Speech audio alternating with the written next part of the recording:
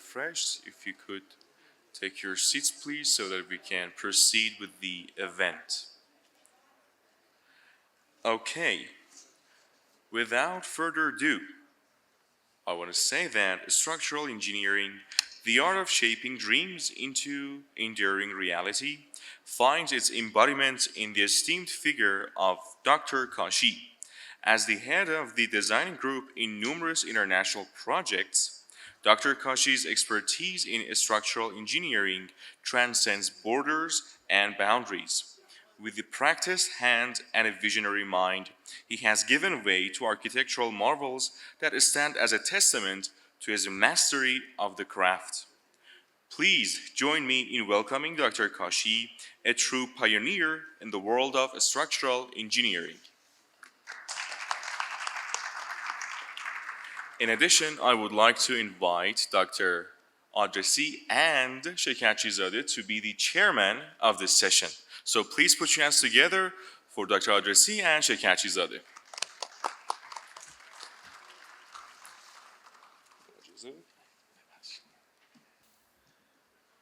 Good morning, everyone. I would like to offer my sincere appreciation for being invited to such a, I should say, lively group and group of experts actually. And I'm really happy that I'm part of this. And I really appreciate also that you guys have invited me. And I really thank Dr. Khalu and the other steering committee that I know they went through laborious, basically meetings and efforts to put this thing together. And okay, thank you. I want to change channel for 1 second, if Dr. Khalu allows me. اخیرا من یه جلسه‌ای بودم با یکی از دوستانی که چیز اصلا اینو من الهام گرفتم از دکتر گریگوریان. گفتن که ماها از ایران میریم ولی هیچ وقت ایران از ما نمیره. در حال من به اصطلاح چی میگن از ملیت خودم بسیار راضی هستم. اصلا هم رفتن رو دلیل بر این که ما ملیتمون رو ترک میکنیم نیست. ما همواره ایران همه زندگیمون.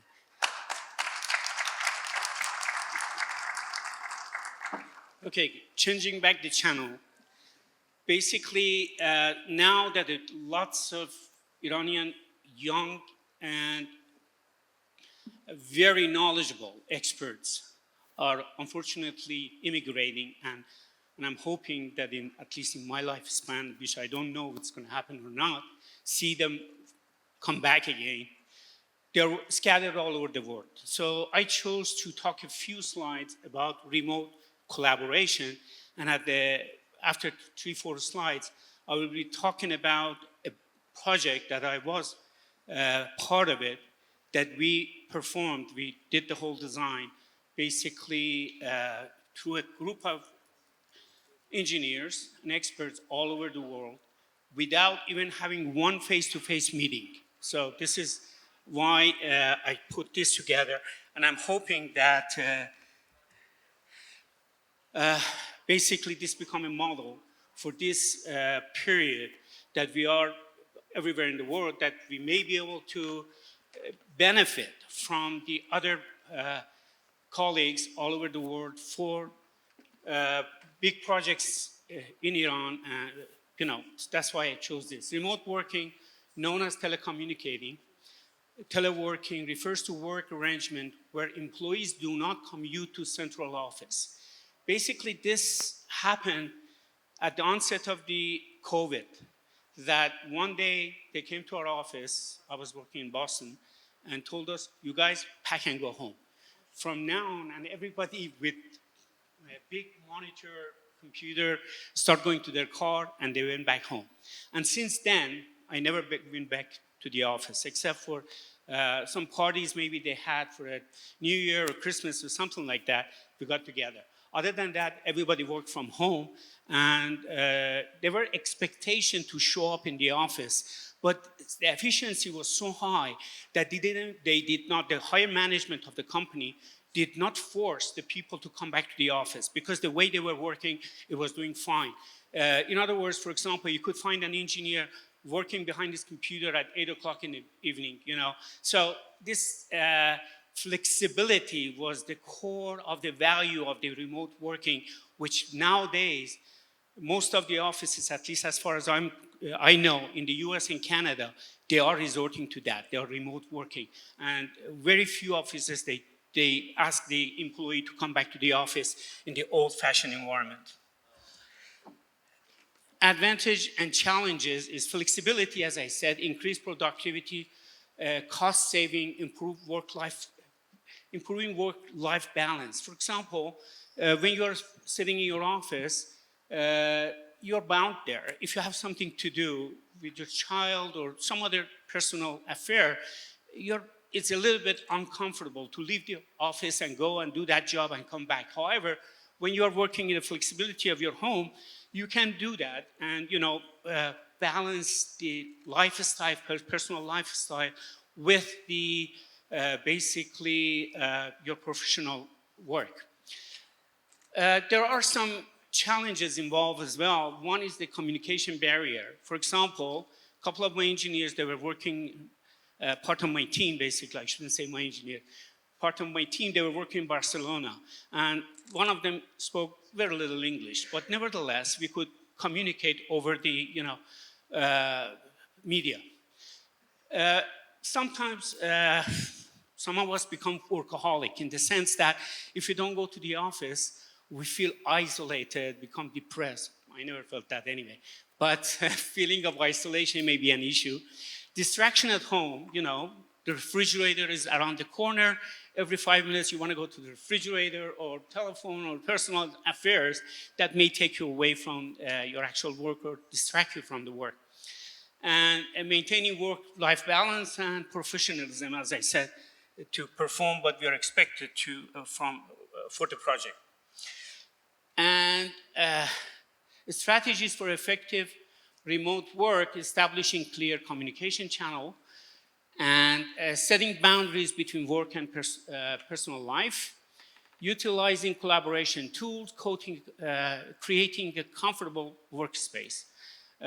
You have probably seen the clips on internet that the guy is working and then his child climbs his shoulder or something like that. So this is a little bit challenges that you may have during the work. Best practice for remote teams is regular check-ins and meetings, goal setting and tracking. That's very important. You have deadline for every aspect of the work that you are doing. Make sure that the deadlines are met. And encouraging team collaboration. A lot of time, again, this feeling of isolation makes us that, we cannot communicate with the other party, and, a lot of challenges that may come up out of that. Providing adequate support and resources from the higher management. Okay, the tools. Nowadays, with the video conferencing, project management, communication tools, and cloud storage, I made a central storage for all the files and, be able to transfer files and stuff like the tools such as Dropbox. I don't go further into that. I'm sure everybody knows what I'm talking about. Now, this is the project I was referring to. Is Ontario line, line is L-I. All right, there's a misspelling up there. All right, Pape station, supportive excavation and underpinning. These are the team that I want to talk about. In Boston, in our homes, basically, there were 3 engineers. Buffalo, New York, 1 engineer. San Diego, California, 1 engineer and 1 CAD operator. San Francisco, California, the project director was there. New York City, 2 engineers. Norfolk, Virginia, we had 2 CAD operators. Toronto, Canada, 2 engineers. Vancouver, 2 engineers. Barcelona in Spain, 2 engineers. London, UK, we had 1 engineer schedule and 4-day planner that you will see the results at the end in a form of a clip. We had numerous architects, system engineers, mechanical engineers, and various other disciplines which were not part of my team. Basically, we were communicating together. We get some of the input from them, but the main core of the team are the ones that I mentioned here. Now I go elaborate into the project itself. This is the Pape station in Toronto. Basically, it's part of a 16-kilometer line that starts from Science Center and ends up at, this doesn't work. I don't know. Anyhow, it starts from the Science Center up there, ends up down there in the King, what is it? Bathurst, I don't know. Anyhow, the work that we did was at the Pape station. I never been there, okay? So I've been in Toronto, but I never been at this location. So everything was done through medium of computer. This is the Google Earth picture of the Pape station is up there. And the reason I focused on this part of the, I should say, project site is this red building, we call it medical art building. The rest of the buildings from that side and all the way back here are purchased right now and demolished, except for this medical art building that is going to stay. So this is the proposed station. Basically, that Pape station was built about 60 years ago. And about early 1960s or 70s was built. And it goes, if I go back to, how do I go back up there?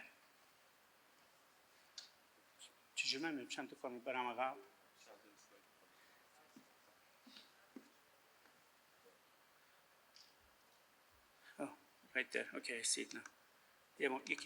All right. Basically, the gray line is an existing line owned by TTC, Toronto Transportation Company. The blue line that goes all the way there is managed and owned by Metrolinx. These are two different entities by the government of Canada, or Ontario, I should say. So basically, the one that goes from left to right is the existing tunnel and the station. The one that goes at an angle here is the proposed station. Some Pape station is 165 meter long, 20 meter wide, and the proposed station structure will require 2 open excavated shafts with approximately 36 meter depth. And the shafts that I was talking about, again, the gray building, as you can see there, is the medical art building, and the 2 north shaft and the south shaft on either side of the platform of the existing TTC line. Now, the south shaft, these are the information about the shafts, south shaft in a narrow section is 40 meters long and 23.5 meters width, and these are the different descriptions, just for you to see the dimensions of the job. And this is the final shape of the proposed station. The reason I use proposed is that the design is 100% finished, the contractor is already selected, but they have not started the job, so it's not built yet. So what I'm talking about is very hot out of the oven, because we just submitted all the submittals, all the design package, the whole thing about a month and a half ago. The contractor was selected, and right now they are in the midst of negotiation, and they have some technical questions that they're asking.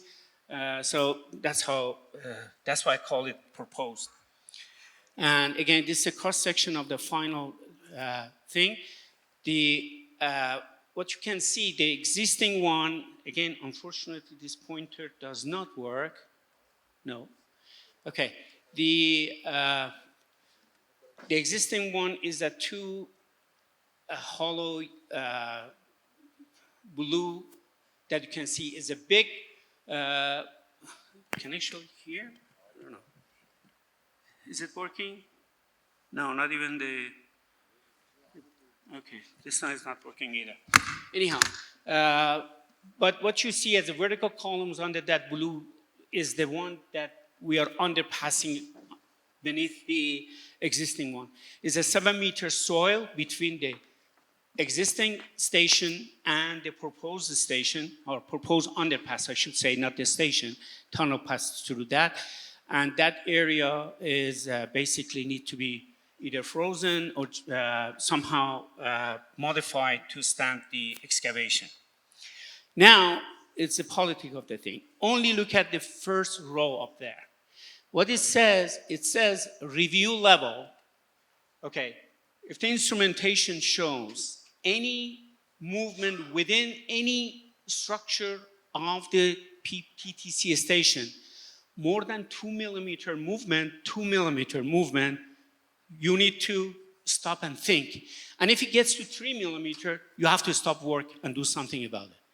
And I had this argument with the client that without any excavation, without anything, if you stand next to a train that's passing there, you will feel more than 2 millimeter of movement.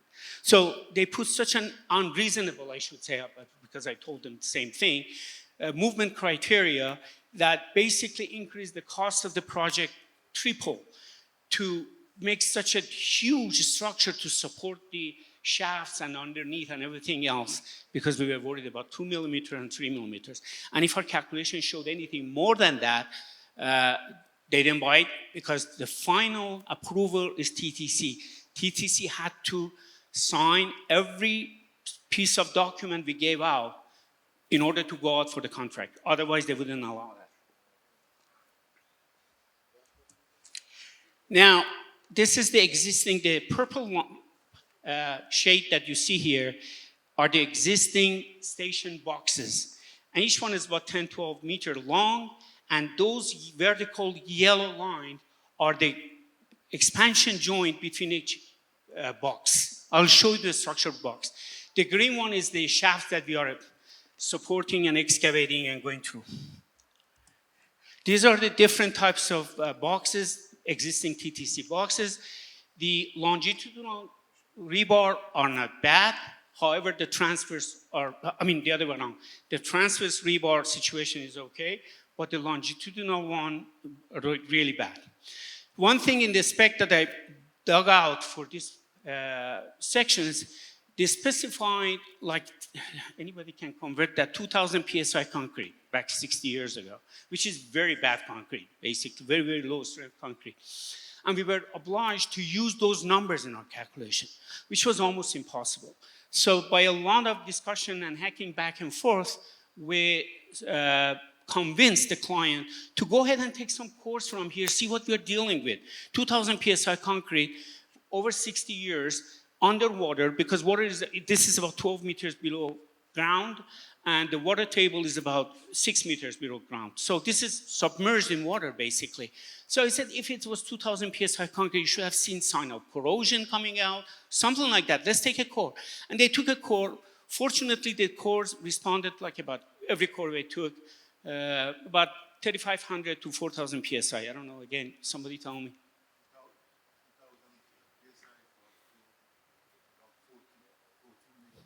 40 megapascal. And about 4,000 PSI? Yeah, I understand that, but... Okay, anyhow. So the concrete actually was a lot better than what we thought. It was specified. All right, these are references that we had to use. I'm not going over those. This is basically the underpass, how we design to go underneath of the existing station. The pipe you see up there, these are 1.8 meter diameter, 1.5 inch thick pipes that we pipe jacked under existing one, filled it with, put a W section inside each one of those pipes, filled it with SCC concrete. So that's the first.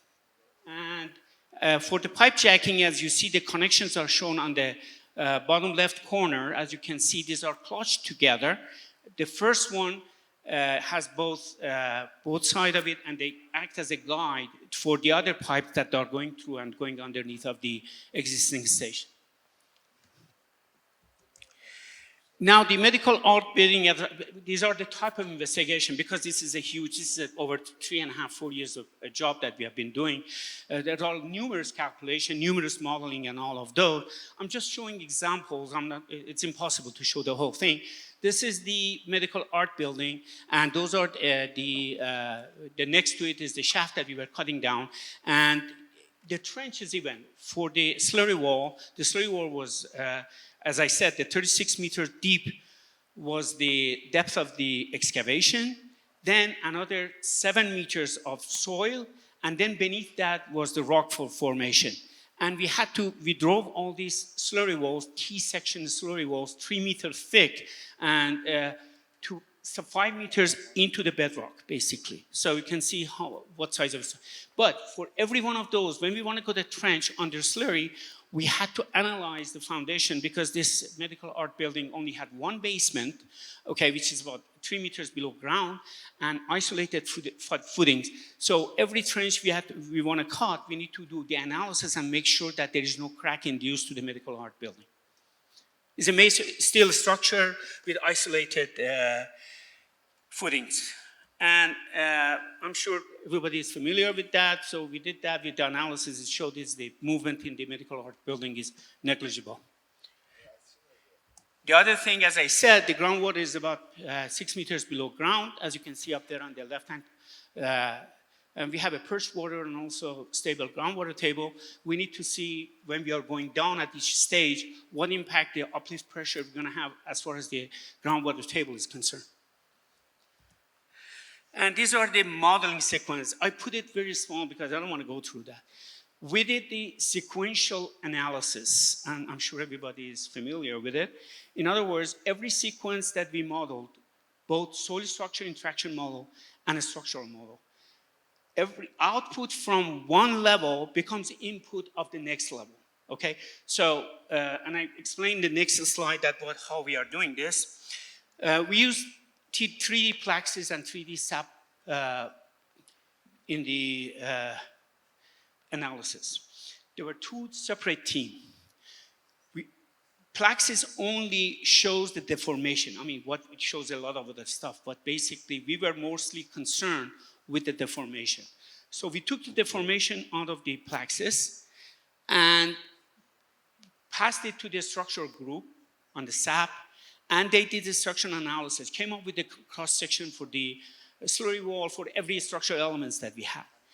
Then we put it back, that properties into SAP model, and see whether the deformation of TTC and other attributes that we were worried about is within the allowable limit. This went back and forth, more than 3,000-4,000 basically cycles of going between these two teams to come up with an optimum solution. This is the model for the supportive excavation, just the two shafts. As you can see, those horizontal white lines are the cross bracing, and we also have tiebacks. These are post-tension tiebacks, and these tiebacks could not be permanent. In other words, once we get to the bottom of the thing, when they want to do the permanent structure up, they had to detension each one of those, which is a challenge by itself. Running each one of these models took 1 week on a supercomputer. So you can see the level of complexity. The purple, horizontal purple, sort of horizontal purple with the yellow, those are the TTC stations that I showed earlier on with the free joints. In other words, our assumption was that those sections can move between each other freely. So the whole thing needs to be run in order to and make sure that the deformation induced is within the allowable limit set by TTC. This is the plan view of the same model. As you can see, those are the free expansion joints that I was talking about, and those green one up and down is the north shaft and the south shaft on either side of the station. At the end, this is the supportive excavation. As far as slurry walls are concerned, as I said, the thickness of the slurry walls are 3 meters thick. T-walls, basically because of excessive movement that we had to resort to the T cross-section to increase the modulus, to increase the moment of inertia and reduce the deformation of the whole thing. And, yes, sir. Oh my God. All right. So I need to go. This is the basically some of the result of finite element analysis. What else? Okay, this is we had to resort to a reduced model for the underpass. These are modeling the tunnel, I mean, pipe jacking above on the sides and the bottom and impact. This is the curve for the deformation. And this is with the sequential excavation of the underpass itself. The reason I'm rushing through because there is a 4 minutes clip that I like to show you at the end of this, which I'm almost there. This is the way we put the support for the underpass. And I don't know what happened. Okay, could you please run that? I appreciate that. This is basically a 4D, which is, you can see on the left-hand side, is tied to the time schedule. And this is the project as it's going on from beginning to the top. As I said, on the left-hand side, on the upper left-hand side, you can see the time schedule as it goes.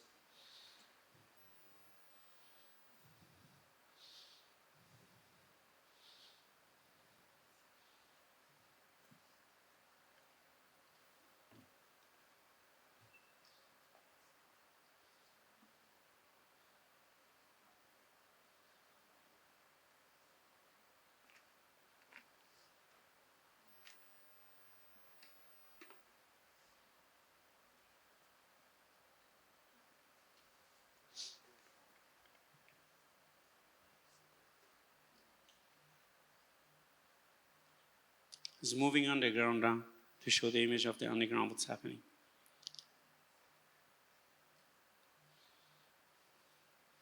It goes from the beginning to all the way to the end of the project. And it's supposed to end at 2029.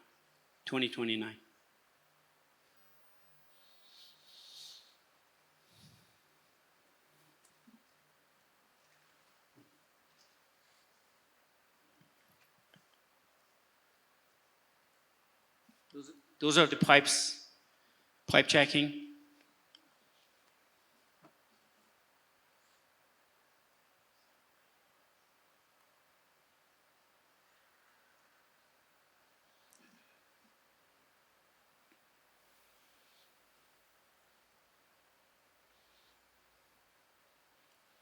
This is a sequential excavation of the underpass.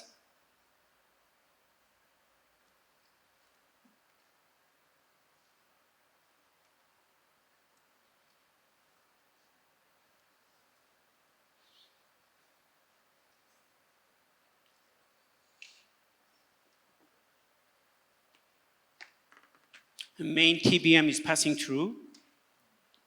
There are two TBMs actually parallel. There are two lines.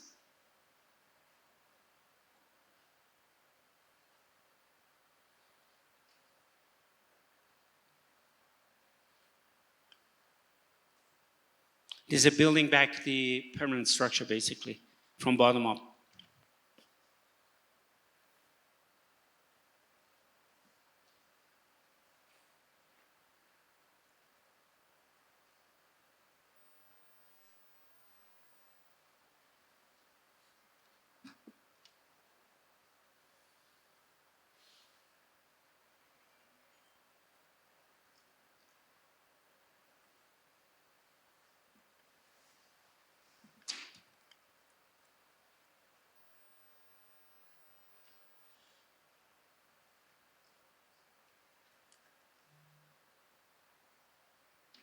The integration of the new station with the old station.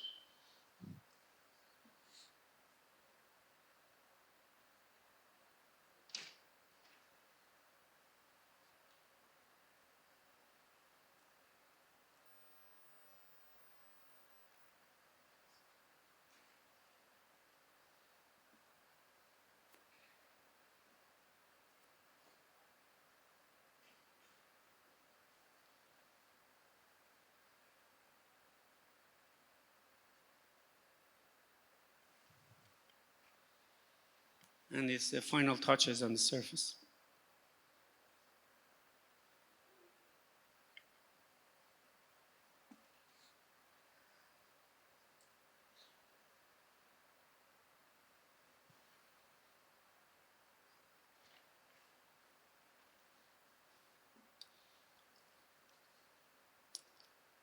I guess it's done. August 20th, September.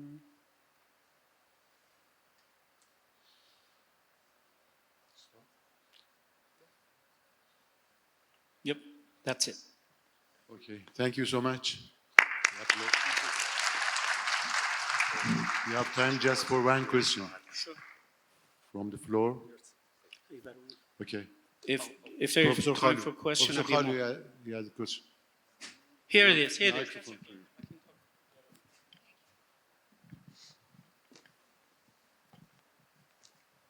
Thank you for your excellent presentation. I have only one question, short question. Did you do any soil structure interaction to limit the movement of the pipes? What pipe you're oh, the pipes that we did for the underpass? Yes. Definitely. I mean, everything, as I said, from beginning to the end, even every panel that of the slurry wall that went into the ground, it has a soil structure interaction behind it. We couldn't do without it. So every step, we had a soil structure interaction model and supported by a structural analysis to make sure that the material that we are putting into the ground, whether it's steel or concrete, satisfies those kind of movement given by the results of this soil structure interaction modeling. Thank you. Thank you so much. Applaud again. Thank you so much.